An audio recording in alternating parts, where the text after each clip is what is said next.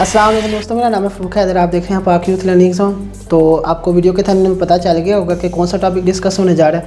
Video में इंशाल्लाह आपको सारा कंसेप्ट मिल जाएगा और वीडियो के एंड में सारा study material in the form of pictures मैं अटैच कर दूंगा और मेरी कोशिश होगी कि PDF बनाकर वो मैं अपलोड करके उनके लिंक्स भी मैं डिस्क्रिप्शन में मैं डाल दूंगा।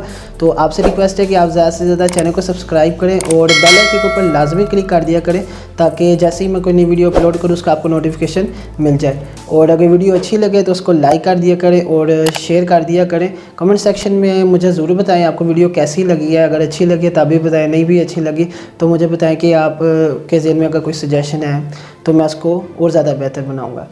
तो चलिए लेक्चर का आगाज़ करते हैं।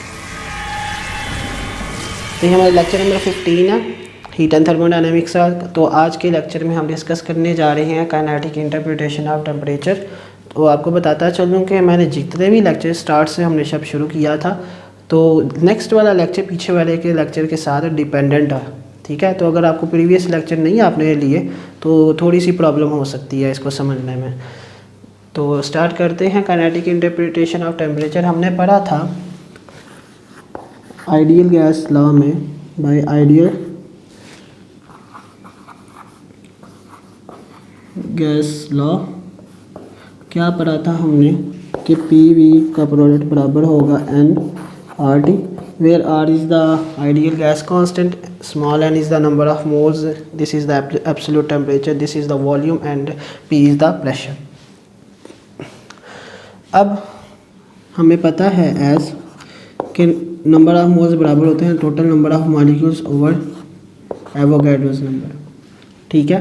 तो इसमें हम ये वैल्यू प्लग इन करें तो ये आ जाएगा PV कितना, capital N over N into RT।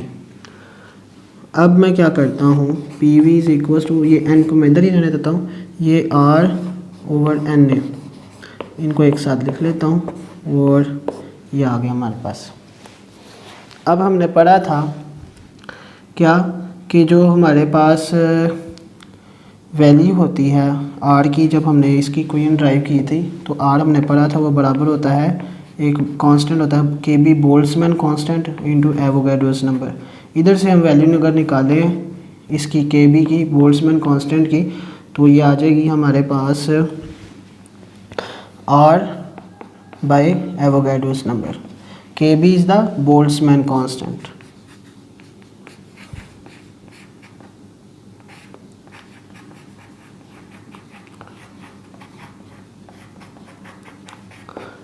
ये वैल्यू अब हम इस इक्वेशन में प्लग इन करें तो ये आ जाएगा हमारे पास PV इज इक्वल्स टू कितना, N वैसे का वैसे ही, KB इंटू T, ठीक है। तो ये हमारे पास एक वैल्यू आ गई। अब हम क्या करेंगे, इधर लिख लेता हूँ,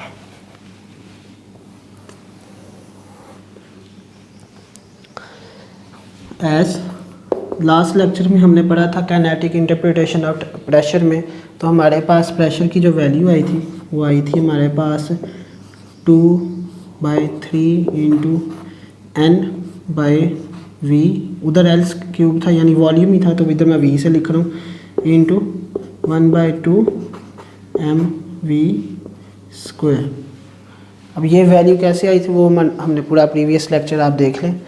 तो ये V मैं इधर मल्टीप्लाई करवा देता हूँ, इधर आके मल्टीप्लाई हो जाएगा। तो PV is equals to 2/3 N into 1/2 mv square. अब ये भी PV के बराबर है, ये भी PV के बराबर है, तो मैं क्या करता हूँ इन दोनों को कंपेयर करवाऊँगा। तो कंपेयर करवाने से हमारे पास आ जाएगा ये वाली वैल्यू क्या है, N KBT which is equals to this value. तो ये आ जाएगा हमारे पास 2/3 N इंटू 1/2 mv स्क्वायर।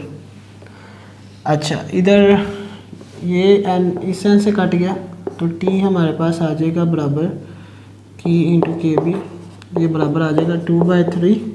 अब ये किसके बराबर है, किसकी वैल्यू है, 1/2 mv स्क्वायर काइनेटिक एनर्जी की। तो मैं ये काइनेटिक एनर्जी इधर लिख लेता हूँ। नेक्स्ट आ जाएगा हमारे पास, हमने ये टी ये अलहदा कर लेना, तो ये आ जाएगा हमारे पास 2/3 KB इंटू काइनेटिक एनर्जी। अब क्या है, ये कांस्टेंट है। अब जब इक्वालिटी को अगर हम ख़त्म करके ऐसे लिख लें तो ये आ जाएगा काइनेटिक, जो हमारे पास टेम्परेचर है वो डायरेक्टली प्रोपोर्शनल आ जाएगा एवरेज काइनेटिक एनर्जी का। तो ये हमारे पास फाइनल रिज़ल्ट आ गया। दिस रिज़ल्ट शोज़ दैट, ये मेरे क्या बता रहा है कि जो एब्सोल्यूट टेम्परेचर है वो क्या है, डायरेक्टली प्रोपोर्शनल होगा किसके, जो हमारे पास मीन या एवरेज काइनेटिक एनर्जी होगी। तो इस लेक्चर में बस इतना ही था। उम्मीद करता हूँ आपको समझ लगी होगी। तो मिलते हैं नेक्स्ट लेक्चर में, तब तक के लिए अल्लाह हाफ़िज़।